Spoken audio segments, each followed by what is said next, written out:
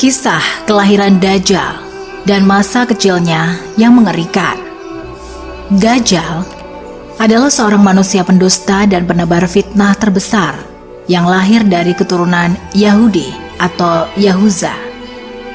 Dalam berbagai riwayat, Dajjal kelak akan dibunuh oleh Nabi Isa alaihi salam atas izin Allah Ta'ala di akhir zaman. Peristiwa ini menjadi salah satu tanda-tanda terjadinya hari kiamat. Dajjal bukan jin ataupun makhluk lain, tetapi ia manusia yang ditangguhkan ajalnya seperti halnya Nabi Isa alaihi salam. Dajjal lahir di negeri Samirah atau Samaria, negeri kecil di Palestina, warisan Nabi Sulaiman. Negeri Samirah ini berasal nama seorang dari Bani Israel, Musa Samiri, pembuat berhala sapi emas. Ia pengikut Nabi Musa alaihi salam yang kemudian sesat dan merupakan tokoh kafir yang disebut dalam Al-Quran. Dajjal lahir dari seorang ayah dan ibu keturunan Yahudi yang 31 tahun tidak dikaruniai anak. Ketika lahir, Dajjal menjadi anak yang paling menyengsarakan kedua orang tuanya. Sebagaimana digambarkan oleh Rasulullah Shallallahu Alaihi Wasallam, ayah dan ibu Dajjal itu melewati pernikahannya selama 30 tahun tanpa melahirkan satu anak pun. Kemudian lahirlah dari mereka seorang anak laki-laki yang buta sebelah matanya. Ia menjadi orang paling berbahaya dan paling sedikit manfaatnya bagi kedua orang tuanya dan bagi umat manusia. Kedua matanya tertidur, tetapi hatinya tetap terjaga. Keluarga Dajjal, ayah dan ibunya adalah penyembah berhala. Mereka menyembah berhala berbentuk sapi betina.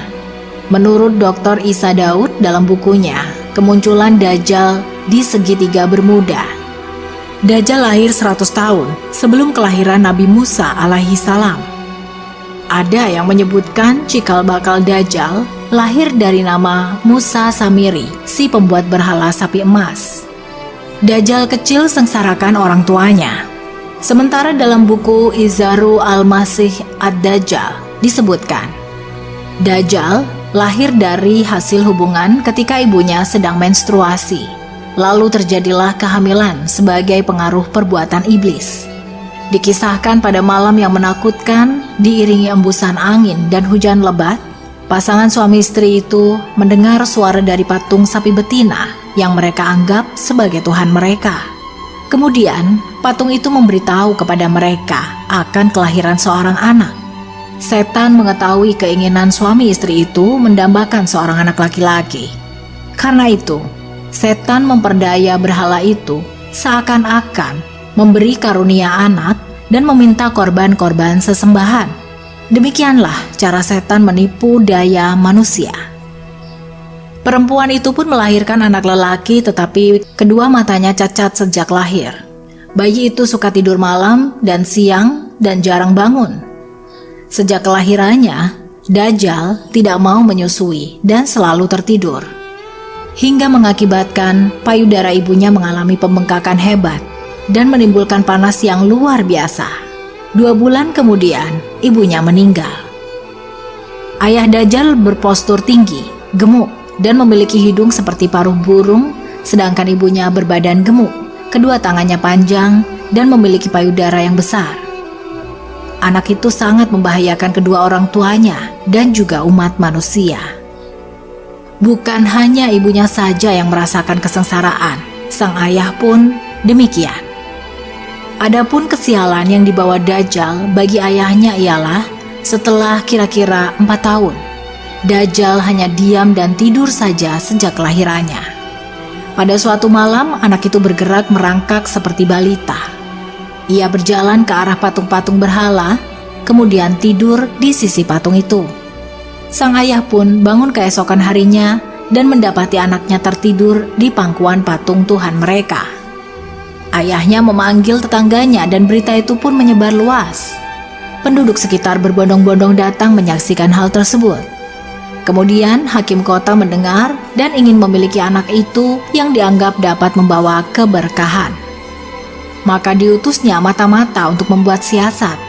Maka dihadapkannya lah ayah Dajjal kepada hakim kota dan dipaksa untuk mengaku bahwa kabar berita itu adalah hasil rekayasa dirinya semata.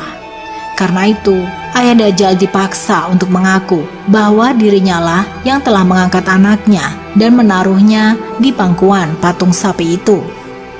Karena ayah Dajjal menyangkal tuduhan itu, ia dipenjara dan disiksa. Sementara Dajjal diambil oleh hakim dan dirawat di dalam istana. Dalam menghadapi siksa di penjara, ayah Dajjal tidak kuat sehingga ia terpaksa mengakui kebohongan itu. Setelah ia mengaku, ayah Dajjal pun diusir. Maka tinggallah ia sebatang kara karena ulah anaknya itu. Dalam keterasingannya itu, ayah Dajjal meninggal dalam penderitaannya.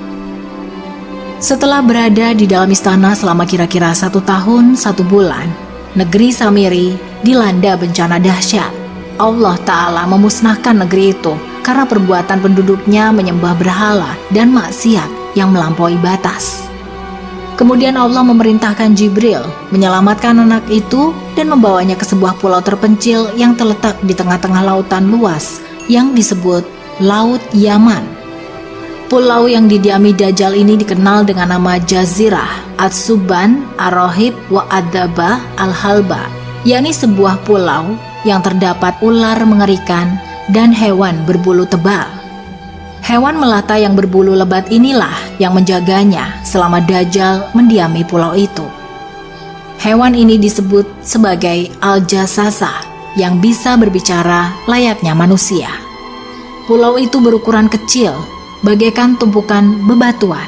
Pulau itu terpisah dari gugusan pulau-pulau yang banyak jumlahnya. Dajjal sepanjang hari, sepanjang tahun, selalu tidur layaknya penghuni gua. Untuk diketahui, kisah Dajjal ini tidak ditemui dalam riwayat yang sahih. Adapun kebenarannya, kita masih membutuhkan referensi yang sahih selain yang diceritakan oleh buku-buku dan literatur. Jika memang kisah tersebut benar adanya, maka kita memohon kepada Allah Ta'ala agar diberi rahmat dan taufik sehingga bisa selamat dari fitnah Dajjal di akhir zaman nanti. Mengapa Allah menciptakan Dajjal? Ini penjelasannya. Mengapa Allah menciptakan Dajjal di akhir zaman? Semua yang diciptakan Allah di dunia ini, termasuk Dajjal, si pembohong besar, tentu ada hikmahnya. Tidak ada seorang nabi kecuali telah memberi peringatan umatnya tentang seorang manusia pembohong yang matanya buta sebelah. Selain buta sebelah, di antara kedua matanya tertulis kafaro yang artinya kafir. Allah memberikan Dajjal kelebihan dan kekuatan untuk menguasai dunia. Lalu mengapa Allah menciptakan Dajjal? Menurut Dai lulusan sastra Arab Universitas Indonesia, Ustadz Farid Nu'man Hasan, pertanyaan ini serupa dengan mengapa Allah menciptakan babi, iblis, neraka, dan hal-hal lain yang dianggap negatif. Semua itu bukan untuk main-main dan tidak ada satupun yang sia-sia. Allah Ta'ala berfirman, yang artinya, yaitu orang-orang yang mengingat Allah sambil berdiri, duduk, atau dalam keadaan berbaring, dan mereka memikirkan tentang penciptaan langit dan bumi, seraya berkata, "Ya Tuhan kami, tidaklah Engkau menciptakan semua ini sia-sia. Maha suci Engkau, lindungilah kami dari azab mereka."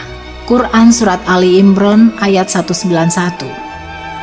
Ustadz Farid Nu'man menjelaskan, sejak awal Allah Ta'ala menciptakan kehidupan manusia, selalu ada peran antagonis dan protagonis. Peran antagonis atau jahat dilakoni oleh iblis. Protagonis baik dilakoni oleh Adam alaihi salam, lalu diteruskan oleh Qabil dan Habil. Hal itu terus berlangsung dari zaman ke zaman, di semua tempat, dari nabi ke nabi, hingga akhir zaman dan tanda-tanda kiamat. Tanda-tanda datangnya kiamat ada yang positif, seperti diutusnya Rasulullah SAW dan dikalahkannya kaum Yahudi oleh umat Islam, turunnya Nabi Isa alaihi salam, serta lahirnya Imam Mahdi. Semua ini berdasarkan hadis-hadis sahih. Begitu pula tanda-tanda yang buruk seperti kemunculan Dajjal, Ya'juj dan Ma'juj, peristiwa gempa, pembunuhan, anak durhaka, wanita berpakaian tapi telanjang, dan lainnya, berdasarkan hadis-hadis yang sahih pula. Dari sini diketahui bahwa sira' bainal haq wal batil, pertarungan antara hak dan batil, itu tidak pernah berhenti sampai datangnya kiamat. Maka diciptakannya Dajjal adalah menegaskan hal itu sebagai fitnah atau ujian terbesar atas orang-orang mukmin dan ahlul haq, sekaligus memberikan pelajaran kepada kita kemana kita mesti berpijak. Jelas Ustadz Farid Nu'man. Yang terpenting adalah kita berdoa kepada Allah Ta'ala agar dilindungi dari fitnah Dajjal sebagai fitnah terbesar yang diingatkan sejak zaman para nabi terdahulu, fitnah kubur, siksa kubur, dan siksa neraka. Jadi kesimpulannya, Allah menciptakan Dajjal adalah untuk menguji manusia sekaligus memberikan pelajaran kepada kita. Wallahu a'lam.